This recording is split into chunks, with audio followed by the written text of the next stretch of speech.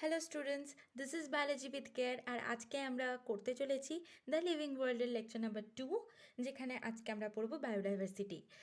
আমাদের এনসিইআরটিতে অতটাও ডিটেইলে বায়োডাইভার্সিটি নেই, কিন্তু আমি অনেকটাই ডিটেলসে পড়াচ্ছি। তো তোমাদের যদি মনে হয় কোনো জায়গা তোমাদের দরকার নেই, তো সেই অনুযায়ী তোমরা স্কিপ করতেই পারো, বাট আমি পুরোটাই পড়াচ্ছি। তো আগে আমরা বায়োডাইভার্সিটি টার্মটাকে একটু এক্সপ্লেন করি নিজেদের মতো করে, কারণ আমরা যত ভালো করে টার্মটা থেকে বুঝতে পারবো তারপর তো ডেফিনিশন আছেই। তো বায়োডাইভার্সিটিটাকে যদি আমি বায়োলজি যেভাবে আগের দিন আমরা ডিফাইন করেছিলাম সেভাবে যদি করি, তাহলে বায়ো ওয়ার্ডটা এসছে, অবশ্যই এটার মানে লাইফ, বায়োস বায়োলজির যেমন ছিল। আর ডাইভার্সিটি মানে হচ্ছে ভ্যারিয়েশন বা ফর্মস। এটা থেকেই অর্ধেক কেন 90% ডেফিনিশন হয়ে যায়। লাইফ ফর্মস, লিভিং অর্গানিজম, এদের মধ্যে যে ভেরিয়েশন, সেটাই বায়োডাইভার্সিটি। বায়োলজিক্যাল ডাইভার্সিটি, যেখানে ডাইভার্সিটি থাকবে, যেমনভাবে আমাদের ইন্ডিয়াতে ল্যাঙ্গুয়েজ, রিলিজিয়ন, কত কিছু ডাইভার্সিটি আছে। তারপরে আমাদের ল্যান্ডস্কেপেরও কিন্তু ডাইভার্সিটি আছে, পাহাড় আছে, সমুদ্র আছে, সেম প্লেনস আছে, সব রকম প্ল্যাটু আছে, সব আছে। সেমভাবে লাইফ ফর্মসেরও তো ডাইভার্সিটি আছে। তো সেই ডাইভার্সিটি বা ভেরিয়েশন, সেটাই হচ্ছে বায়োডাইভার্সিটি। তো এবার একটা কিতাবি ডেফিনিশন হয়ে যাক। তো কিতাবি ডেফিনিশনও বলা যায়, বা ভালো ভাষায় বলতে গেলে biological diversity means different types of life forms get interlinked to each other in a particular area and performs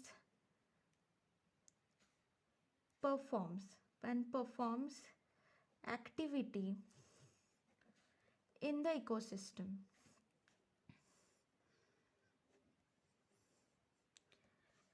এবার এই লাইনটা কি বলতে চাইছে, যে বায়োলজিক্যাল ডাইভার্সিটি বা বায়োডাইভার্সিটি যেটা, যেখানে অবশ্যই আগেই বললাম ভেরিয়েশন থাকবে, তার মানে different types of life forms থাকছে। সেটা কি হচ্ছে, ইন্টারলিঙ্কড হয়ে যাচ্ছে, মানে একটা অর্গানিজম আর একটা অর্গানিজমের উপরে ইন্টারডিপেন্ডেন্ট। প্লান্ট একটা লাইফ আছে প্লান্টের, ওটা লিভিং অর্গানিজম। তেমনভাবেই ম্যান বা আমরা হিউম্যানস যারা, তাদের এই যে এখানে প্লান্ট করছি, এখানে হিউম্যানস, তো আমাদের মধ্যে একটা ইন্টারডিপেন্ডেন্স আছে, একটা ইন্টারলিঙ্ক আছে। প্লান্টের থেকে আমরা O2 পাচ্ছি, প্লান্ট আমাদের থেকে CO2 নিচ্ছে। তো একটা ইন্টারডিপেন্ডেন্স আছে। প্লান্ট আমাদেরকে আরও অনেক কিছু দেয়, ফ্রুটস দেয়, সেগুলো তো ছেড়েই দিলাম। তারপরে ভেজিটেবলস, ছায়া, দরকার পড়লে শ্যাডো দিচ্ছে, অনেক কিছু। তেমনভাবে প্লান্টও আমাদের থেকে অনেকটাই হচ্ছে হেল্পও নেয়। শুধু প্লান্ট কেন, অন্য অ্যানিমালসদের ক্ষেত্রেও, মানে এটা একটা কি ইন্টারডিপেন্ডেন্স, একটা ইন্টারলিঙ্ক থাকবে, যে ওরা শুধুমাত্র ভেরিয়েশনই দেখাবে না, তার সঙ্গে একটা ইন্টারডিপেন্ডেন্সও থাকছে। সেটাই হচ্ছে বায়োডাইভার্সিটি, যেটা একটা পার্টিকুলার এরিয়াতে মাপা হবে। যে আমি বালুরঘাটে থাকছি, তো বালুরঘাটে কতগুলো লিভিং অর্গানিজম আছে, কারা কারা আছে, তার মধ্যে কি ডিফারেন্স আছে, যে এখানে কত টাইপের অ্যানিমালস, প্লান্টস পাওয়া যায়, দ্যাট ইজ দ্য ভেরিয়েশন। সেমভাবে যে পার্টিকুলার এরিয়া তুমি দেখবে, খালি বালুরঘাট কেন, একটা ছোট পাড়া ধরে যদি করো, সেম ব্যাপার হচ্ছে। তো এটাই হচ্ছে বায়োডাইভার্সিটি, যে তোমার যেখানে একটা এরিয়া, পার্টিকুলার এরিয়া ধরে নিচ্ছ, তার মধ্যে কত লিভিং অর্গানিজমস আছে, সেটার যে একটা ভেরিয়েশন, যে লিভিং অর্গানিজমসগুলো কিভাবে একে অপরের উপর ইন্টারডিপেন্ডেন্ট এবং কতটা ভেরিয়েশন আছে, সেটাই হচ্ছে বায়োডাইভার্সিটি বা বায়োলজিক্যাল ডাইভার্সিটি। এবার আমি বায়োডাইভার্সিটিটাকে আরও একটু এক্সপ্লেন, বা ওটার টাইপসগুলোকে ভালো করে এক্সপ্লেন করার জন্য আমি একটা কলাম তৈরি করব। তো সেই কলামটা তোমরা আমাদের সাথে করতে পারো। তো কলামটা আমি তৈরি করছি।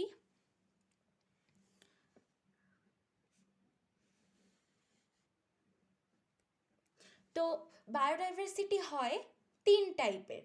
তো ফার্স্ট টাইপ হচ্ছে জেনেটিক বায়োডাইভার্সিটি।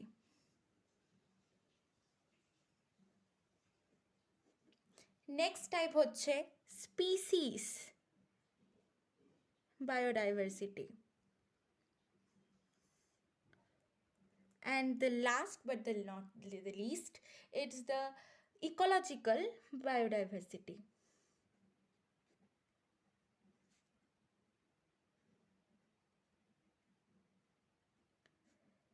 এবার জেনেটিক বায়োডাইভার্সিটিটাকে একটু এক্সপ্লেন করছি। সেটা কিছুই না, জেনেটিক বায়োডাইভার্সিটি মানে যে ডাইভার্সিটিটা জেনেটিক্যালি হবে, দ্যাটস ইট। জেনেটিক বায়োডাইভার্সিটি খুবই সহজভাবে বোঝানো, যে জেনেটিক ডাইভার্সিটি হবে একটা পার্টিকুলার রিজিয়নে, অবশ্যই হবে একটা পার্টিকুলার রিজিয়নে হবে, আর সেটাই হচ্ছে সেখানকার জেনেটিক বায়োডাইভার্সিটি। তো আমি জেনেটিক বায়োডাইভার্সিটি বলতে পারি যে কি কি জিন্সের ভেরিয়েশন আছে, জিন্সের ভেরিয়েশন কী কী আছে, আমি একটা ছোট ব্লক বা একটা ছোট রিজিয়ন নিচ্ছি, সেখানে যে অর্গানিজমগুলো আছে তাদের মধ্যে জিন্সের ভেরিয়েশন কী কী কী ধরনের জিন্স আছে, বা জিনের মধ্যেও ডিফারেন্স আছে, যে আমি কারোর আই কালার নিয়ে করলাম। তো আমার বাড়িতে আমরা যে কজন আছি বা আমার যে ফ্যামিলি মেম্বার সেটুকুর মধ্যেই আমি যদি ধরি, তাহলে কী কী জিন আছে, কার আই কালার কেমন কেমন আছে, মানে তার মধ্যে একটা জিনের ডিফারেন্স আছে। যেখানেই ডিফারেন্স, যেখানেই variation, that is there is a diversity. তো genetic biodiversity is the genetic diversity in different organisms of a particular region. Genetic diversity or variation in different organisms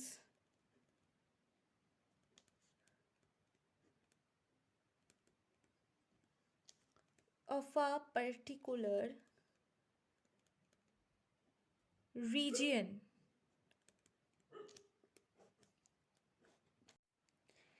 তো এরপরে আসছি আমরা স্পিসিস ডাইভার্সিটি নিয়ে, যেখানে আমরা বুঝতেই পারছি যে variation in types of species. এখানে আমাদের স্পিসিসের যে টাইপগুলো থাকছে সেটা, যেমন আমাদের স্পিসিসের নাম কি, হিউম্যানসদের সেপিয়েন্স, রাইট? তো এরকমভাবেই যেগুলো হচ্ছে স্পিসিসের ভেরিয়েশন থাকবে একটা পার্টিকুলার রিজিয়নে, that is the species biodiversity. তারপরে আসছে ইকোলজিক্যাল বায়োডাইভার্সিটি। ইকোলজিক্যাল বায়োডাইভার্সিটির মধ্যে হচ্ছে আলফা 3 ধরন হয়, তার মধ্যে একটা হচ্ছে আলফা ডাইভার্সিটি, বিটা ডাইভার্সিটি আর গামা ডাইভার্সিটি। আমি ইকোলজিক্যাল ডাইভার্সিটির ডেফিনিশন যদি বলি, তাহলে বলতে পারি একটা ইকোলজি বা একটা পার্টিকুলার রিজিয়নে যে ভেরিয়েশন অফ লাইফ ফর্মস হচ্ছে, এটার ডেফিনিশন আর বায়োডাইভার্সিটির ডেফিনিশন প্রায় সেম। তার কারণ এখানে হচ্ছে একটা ইকোলজিক্যাল সিস্টেম ধরছি, যেখানে ইন্টারঅ্যাকশন হচ্ছে, অবশ্যই জানি ইকোলজিক্যাল ইকোসিস্টেম, সেখানেই হচ্ছে যে লাইফ ফর্মসের যে variation, that is the ecological biodiversity. So এটা একটা পার্ট না বললেও চলে, কিন্তু ইকোলজিক্যাল বায়োডাইভার্সিটির মধ্যে 3টে পার্ট থাকছে। তার মধ্যে ফার্স্ট হচ্ছে আলফা ডাইভার্সিটি। আলফা ডাইভার্সিটি হচ্ছে তোমার স্মল এরিয়া নিয়ে যে ডাইভার্সিটিটা হবে, মানে যেখানে আমার লাইফ ফর্মস বা যে ভেরিয়েশন আমি যেটা দেখছি, সেটা একটা খুবই কম এরিয়াতে আমি দেখব। খুবই কম এরিয়াতে যখন দেখব, তখন সেটা হয়ে যাচ্ছে আলফা ডাইভার্সিটি। ফর এক্সাম্পল, আমি যদি ধরি আন্দামান অ্যান্ড নিকোবর আইল্যান্ডসের একটা যে কোনো আইল্যান্ড, একটা আইল্যান্ডের মধ্যে যদি আমি দেখি যে কতটা ডাইভার্সিটি আছে, কতটা লাইফ ফর্মসের ভেরিয়েশন আছে, দেন সেটা হচ্ছে আলফা ডাইভার্সিটি। এবার আমি যখন বিটা ডাইভার্সিটির কথা বলবো, তখন বলছি টু স্মল এরিয়াজ, এবং এখানে একটা পয়েন্ট বলাই যায় কনজিকিউটিভ। দুটো এরিয়া যেন কনজিকিউটিভ হয়, কনজিকিউটিভ হলেই একমাত্র হচ্ছে বিটা ডাইভার্সিটি। মানে আমি যদি দুটো আন্দামান আর নিকোবর আইল্যান্ডসের দুটো আইল্যান্ড নিই, সেই রিজিয়নটার মধ্যে আমি যদি ডাইভার্সিটি দেখি, লাইফ ফর্মসের ভেরিয়েশনস দেখি, দেন ইট ইজ বিটা ডাইভার্সিটি, যে দুটো স্মল এরিয়ার যে ডাইভার্সিটিটা হচ্ছে কনজিকিউটিভ। আর গামা ডাইভার্সিটি হচ্ছে লার্জ এরিয়া, মানে আমি যদি অনেকগুলো আইল্যান্ড, যেমন নিকোবর আইল্যান্ডসে কিন্তু প্রচুর আইল্যান্ডস, আন্দামানে নিকোবর আইল্যান্ড মিলে প্রচুর আইল্যান্ড। আমি যদি পুরো সবগুলো আইল্যান্ড মিলে তার মধ্যে লাইফ ফর্মসের কী ভ্যারিয়েশন আসছে সেইটা যদি আমি হচ্ছে কাউন্ট করতে চাই বা সেইটার যদি আমি মাপি, তাহলে তখন সেটা হয়ে যাচ্ছে গামা ডাইভার্সিটি। মানে গামাটা হচ্ছে লার্জ এরিয়া, আলফা বিটা, অনেকগুলো আলফা অনেকগুলো বিটা মিলে হচ্ছে গামা ডাইভার্সিটি।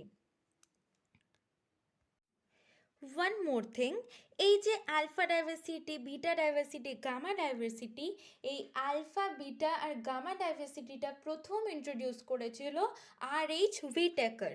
তাহলে আমি কি বলছি, এটা একটা জাস্ট এক্সট্রা পয়েন্ট যে আর.এইচ. হুইটেকার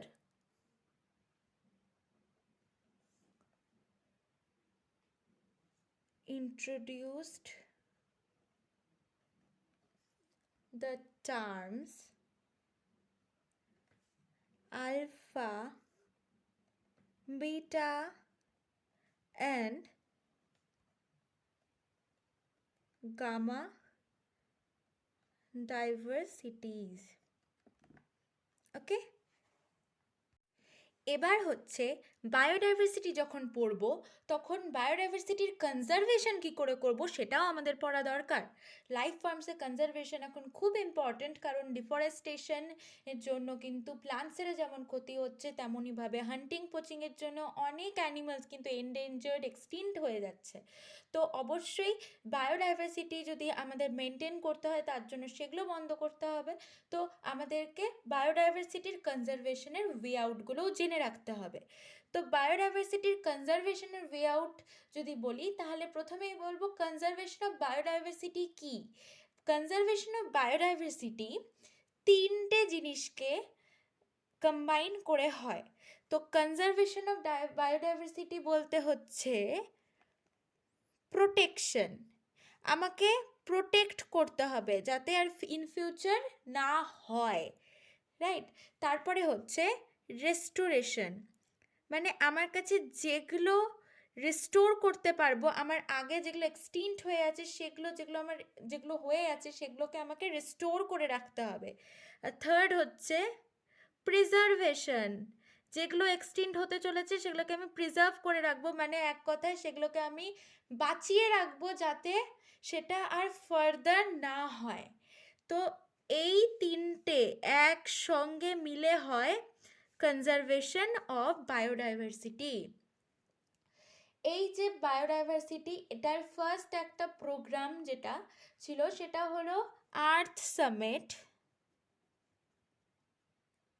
আমরা এটা জিওগ্রাফিতে পড়েছি 1993-তে, অ্যাজেন্ডা 21। এটা হয়েছিল রিও দি জেনেরিওতে। এখানেই ফার্স্ট এই কনজারভেশন অফ বায়োডাইভার্সিটিটা প্রথম লঞ্চ করেছিল। ফার্স্ট এটা এখানেই লঞ্চ করেছিল, এইখানেই প্রথম এটা নিয়ে বক্তব্য রাখা হয়। আচ্ছা, এবার নেক্সট পয়েন্ট হচ্ছে আমরা যেটা করছি সেটা হলো কনজারভেশন অফ বায়োডাইভার্সিটির কিছু টাইপ। সেটা হচ্ছে দুটো টাইপ, কনজারভেশন অফ বায়োডাইভার্সিটি দুটো টাইপ।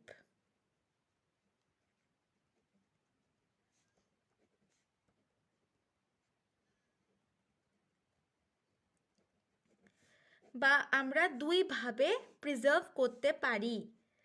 তো ফার্স্ট টাইপ হচ্ছে ইনসিটু কনজারভেশন, ইনসিটু কনজারভেশন। আর সেকেন্ড পয়েন্ট হচ্ছে এক্সিটু কনজারভেশন। ইনসিটু কনজারভেশন হচ্ছে সেই কনজারভেশন যেখানে আমরা লাইফ ফর্মসগুলোকে নিজেদের হ্যাবিট্যাটের মধ্যে রেখেই কনজার্ভ করছি। আর এটার এক্সাম্পল এবং এক্সিটু কনজারভেশনের যখন আমি ডেফিনিশন দেব, এই দুটোর এক্সাম্পল আমি কমেন্ট সেকশনে তোমাদের কাছ থেকে চাই। ওকে, তো এটা খুবই সিম্পল বিষয় এবং এটা আমরা আগেও পড়েছি। এই কারণেই ইনসিটু কনজারভেশন আর এক্সিটু কনজারভেশন এরকমভাবে টার্ম ওয়াইজ হয়তো পড়িনি, কিন্তু আমরা পড়েছি। তাই আমি কিন্তু এগুলোর এক্সাম্পলসগুলো কমেন্ট সেকশনে চাই। সো ইনসিটু কনজারভেশনের হচ্ছে ডেফিনিশনটা বলে দিই। Conservation of life forms in its own habitat, আর এটা ঠিক তার উল্টো। Conservation of life forms in its in life forms in other habitats, বা হ্যাবিটেটের বাইরে, বা এক কথায় বলতে পারি এক্সোটিক টার্মটা এখান থেকে নেওয়া যেতে পারে। মানে আমি আমার যে অর্গানিজমগুলো বা যে ডাইভার্সিটি বা যেখানকার আমি ভেরিয়েশনগুলোকে কনজার্ভ করতে চাই, আমি সেখান থেকে ওগুলোকে নিয়ে আসব, একটা কোনো প্রোটেক্টেড জায়গায় রাখবো, সেখানে গিয়ে আমি একটা নতুন করে বায়োডাইভার্সিটি তৈরি করব। তো এইটাই হচ্ছে তার মানে ডেফিনিশন। তো এবার এটার এক্সাম্পলগুলো তো কমেন্ট সেকশনে আমি অবশ্যই চাই, তাও আমি একটা একটা করে এক্সাম্পল দিয়ে দিচ্ছি। তো এক্সিটু কনজারভেশনের এক্সাম্পল আমি বলে দিচ্ছি। একটা হলো মিউজিয়ামে আমরা কি করি, আমরা যেগুলো যতটা পারি আমরা প্রিজার্ভ করে মিউজিয়ামে রাখি। হার্বেরিয়ামেও কিন্তু আমরা তাই করি, যে কতটা আমরা কনজারভেশন করতে পারছি। যে হার্বেরিয়ামটা কি, প্লান্ট পার্টগুলো যেগুলো সেগুলোকে আমরা কনজার্ভ করি, সেটাই হচ্ছে হার্বেরিয়াম। এবং সেটা কিন্তু যেটা এক্সিটু কনজারভেশন, কেন কি আমরা ওটা কোথাও থেকে নিয়ে আসছি। আর ইনসিটু কনজারভেশনের মধ্যে আমি বলতেই পারি ন্যাশনাল পার্ক।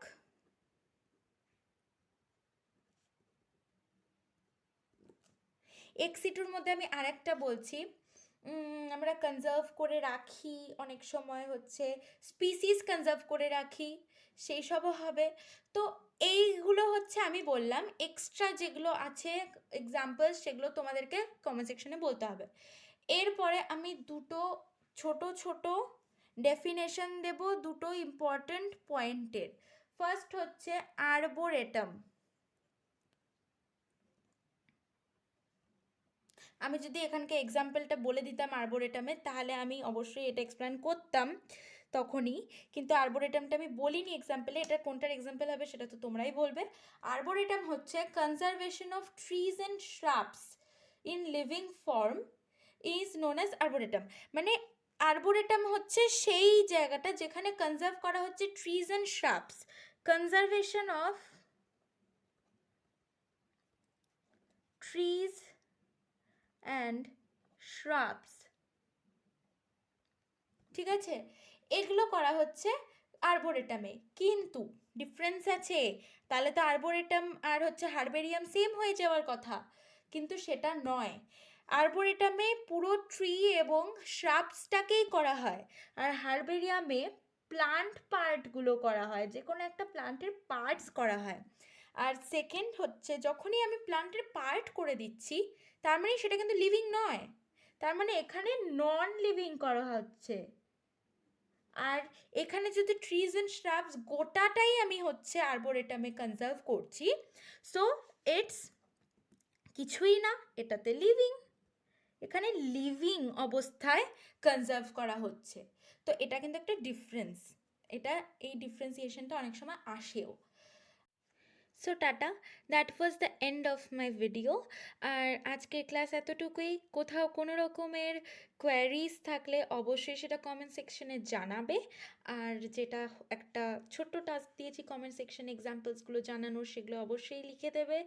আর কোনো রকমের যদি প্রবলেম থাকে সেটা তো বলবেই, আমি ক্লিয়ার করে দেওয়ার চেষ্টা করব নেক্সট ভিডিওতে। অ্যান্ড এখনকার মতো এতটাই।